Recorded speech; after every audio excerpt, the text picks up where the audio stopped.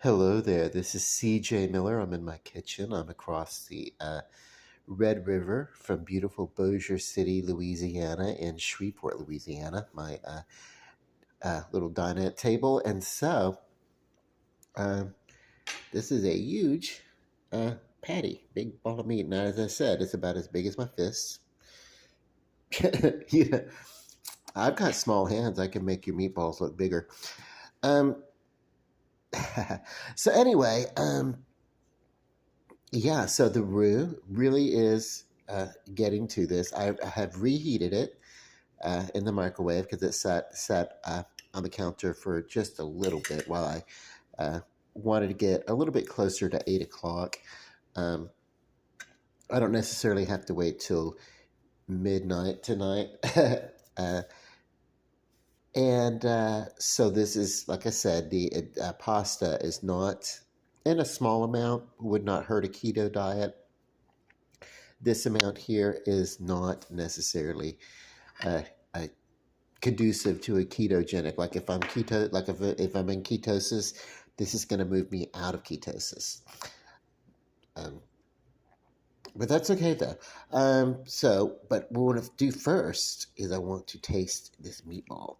And you see how it's well done all the way through? That's Salisbury steak. Whether it be um, now it's flatter, but when it shrinks, it gets kind of big.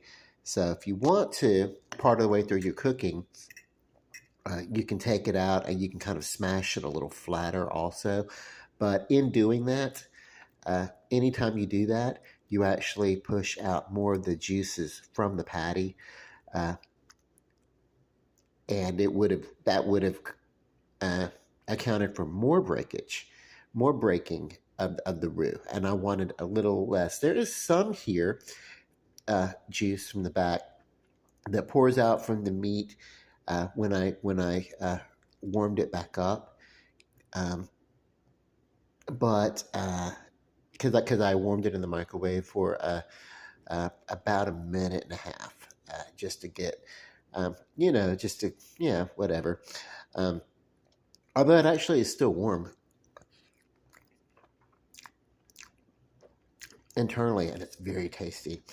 Um, but that's what I was talking about. That's a kind of a normal amount of breakage. If any of it occurred uh, from the sauce here, I don't think it really did. Um, but that's, in any sort of like sauce or roux, you want to avoid that amount of that pure oil back there.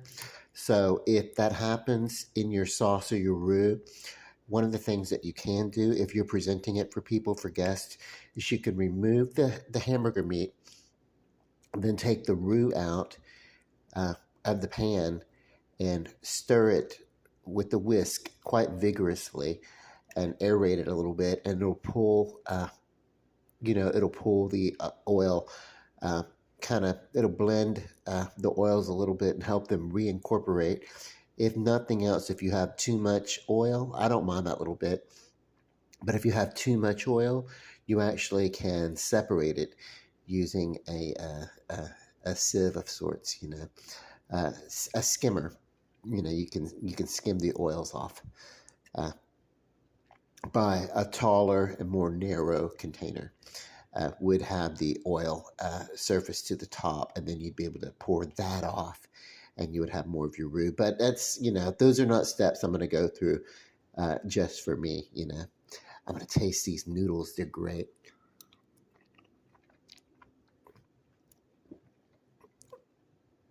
This is a Barilla bow tie pasta. I love it. Barilla, I discovered, has a natural butter kind of flavory that I actually prefer over some of the other brands. So,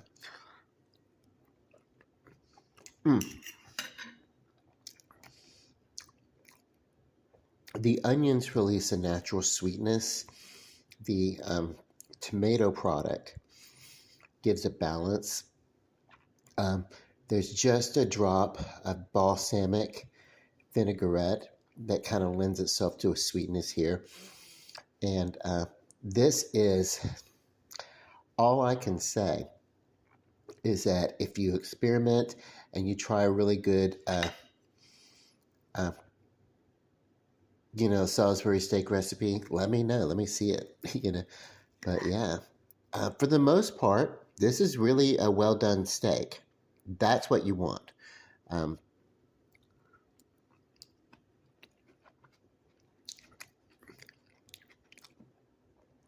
you can, if you want to, incorporate just a little bit of cream inside of your sauce. But yeah, okay, so let me see. Um, for a moment, I thought, did it get underdone? That's just a trick of the light. This actually is a very well done bit of meat. So this is, um, yeah, that one little piece there maybe is a little bit pink, but not enough to be concerned with. In other words, I maybe could have left it warming if I had people coming over and I thought it was ready, uh, and it wasn't quite ready. There's room. I could have left this in a warming oven for a good, 20, 30 minutes longer, turning down the heat and letting it just warm until my company came. But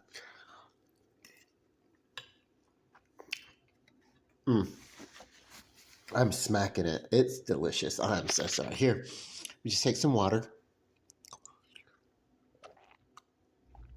I said for the most part, uh, water cleanse for a couple of days. Okay, so yeah, this is definitely a success, and yeah. So any kind of tips that you have on Salisbury steak of your own, I'm always open to suggestions or improvements. I don't like mushrooms. In fact, it's mushrooms tend to like not agree with me. It's not just like a flavor or a texture thing or whatever. I tend to break out. Sometimes I get some respiratory issues. Nothing major, but I've never really liked or thought about a mushroom anyway. And there are sometimes I'll use a mushroom uh, in a recipe or something like that, but typically it's an unnecessary thing because I'm kind of a big meat eater anyway. And mushrooms are normally way so like take a dish that's meant to be meaty and kind of like stretch out that meaty texture and add more meat to it. Typically, I'm like, well, why don't I just add more meat? But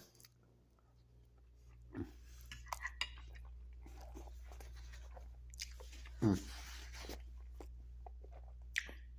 very good, very happy, very good. Not at all dry. It's very juicy on the inside, also. Some of the breadcrumb that I used, along with bits of onion, provides moisture to the meat, but some of the breadcrumb actually helps retain some of the oil and natural fats as it's coming out of the meat before it drips into a pan. So um, that's really good. I was so proud of this plate when I put it together, like a big, healthy portion, big, huge, and I mean healthy as in big, not in healthy, but a large portion of the bow tie pasta with a little oregano garnish and my little meatball and my little sauce and everything. And now I started digging into the plate and it looks like, oh my God. But anyway, even the little bits of onion now, see, onion is a peculiar thing. Let me give you my history of onion real quick.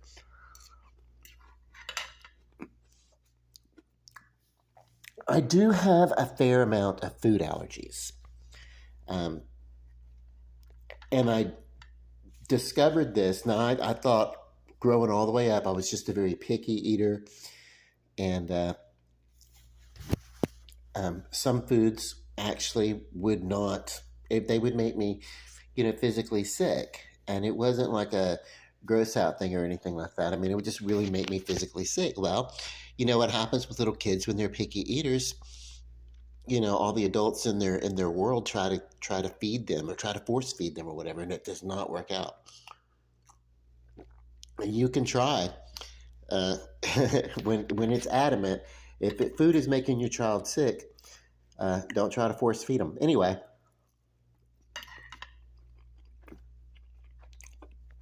In the American South, the parents would get used to that and be like, okay, we know what the child's going to eat and what he's not going to eat and everything. But everybody else in the world felt like they can be like a better parent in this area, and let me try. He'll like my food and this and that, and we'll just it, do not try to force a child to eat. Let me tell you, don't. Not if you plan on wanting to eat yourself. Anyway, or whatever. So anyway, don't do that. But anyway, in my mid 20s, and I, I'm not going to. Well, I have health care coverage by that point in my life because as a child we didn't. We would just go to, uh, the teaching hospital, the Louisiana State University. Growing up, it was right around the corner, and it was like they treated us for free. But the problem is that you know yeah, things like allergies, allergens, and stuff like that. That kind of stuff. Um, those types of division, we didn't have access to that kind of stuff. So when I got a little older and I went to see an allergist, his name was Dr. Boggs. I guess he's retired by now. I don't know that he's still around, but anyway, I went through a round of we did allergy testing and found out most of my allergens happen to be food allergies. That's the the French cut string beans that I don't like. Corn, ironically, and I don't like corn in most forms.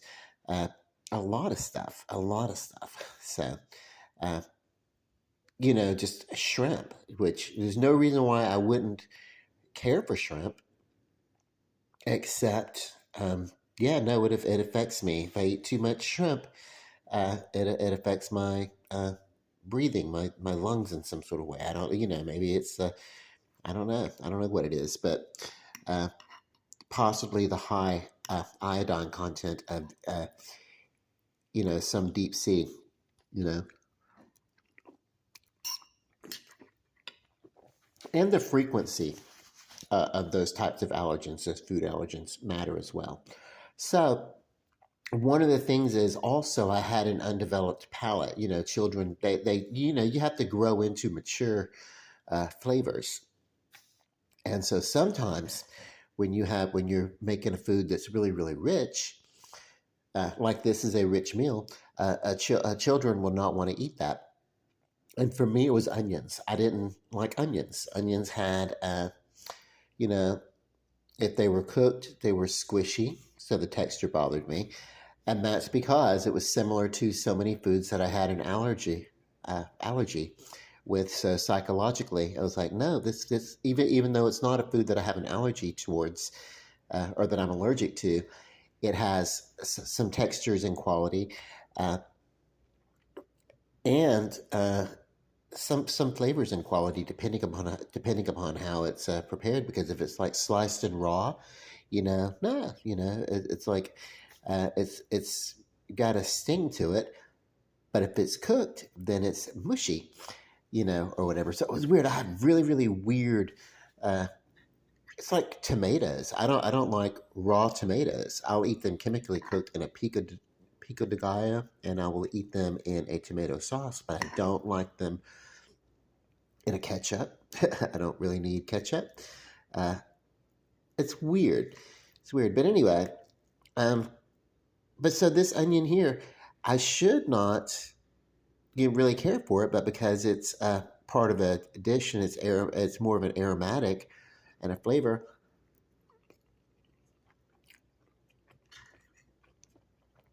and because it's cooked through, it doesn't bother me that much. So really don't like raw onions, except in the exception of if there are some sliced onions or shallots or something like that on top of a green salad, which the only way that I will eat greens is if they're in a salad and they're raw or something like that. So give me like a raw spinach salad, I'll eat it, but I don't want to eat like a cooked spinach. I've gotten so curious about those things. It's probably because cooking a spinach makes the bitterness come through a little bit more, and I don't care for that. It kind of triggers mental, oh my God, this tastes like something that I used to think was going to poison me or something. Because when I was a kid, it was like some of this food really felt like poison to me, the things that I'm allergic to. So, my tip for today, if you're a parent and your child is really adamant about not eating certain types of foods and you notice it, um, well, make sure they have vitamins, vitamin supplements, but also definitely get them tested uh, to find out if they are allergic to the foods or not. Because even later, after I had the allergy test or whatever, I would mention it. Hey, I did discover I'm allergic to this or that, and like some of the older adults, that just had a disbelief. No, you're not allergic, and I'm like, yes, no, I've been to a doctor, I've been to an allergist, I've had like like they tested 64 different combinations on my back with a needle that I let them jab me in the back with this needle to find out that yes, I'm allergic to a lot of this. Um, but it's okay that we didn't understand. We didn't have healthcare coverage, or we didn't know about things like this when I was a kid. So anyway, um, God, I didn't mean to get on that tangent, but I wanted to be curious. I used to be like a straight, like plain meat and potato kind of kid. No anything on the only thing I wanted on my butter was like on my noodles, maybe with some butter. That's it. Now I love, and part of the reason why I love flavors is that I worked in a restaurant. I've worked in several restaurants, and mostly in the front of the house, but I've done a lot of work in the back of the house, a lot of cooking, prepping, salad making. My favorite job once was a garde manger in a bistro.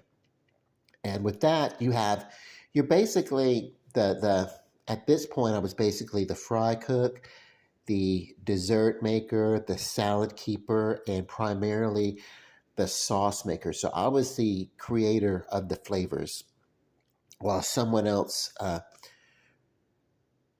did like the main dishes. I did the side dishes, and I learned a lot about what flavors went well with what and how food chemistry works, and it was great. Mm. Through the restaurant industry, I learned to have better appreciation for food and learned how to create things that work well with me. This is a really, really good al dente pasta. Um, it really works. See, some of the starch is helping this cling a little bit more, but also the shape of the pasta is really, really helping this cling because it's got these little pockets that are like holding uh, the sauce in place. Whereas this was just like a flat noodle, it probably wouldn't hold as much. Or if this was a round dumpling and I'm trying to do this, or a matzo ball, or so, you know what I mean? Any sort of roundness that didn't have dimples or pockets or uh, uh, topography, any sort of pasta that didn't have a topography, the sauce would drip right off of it and would not cling to it. Uh, so when you're thinking about pasta, think about what your intent for the pasta is going to be, and that will help you better choose which shape pasta that you want to go for. Okay, I'm going to finish my meal. I love you guys. Love and light with much delight. Uh, have a good night.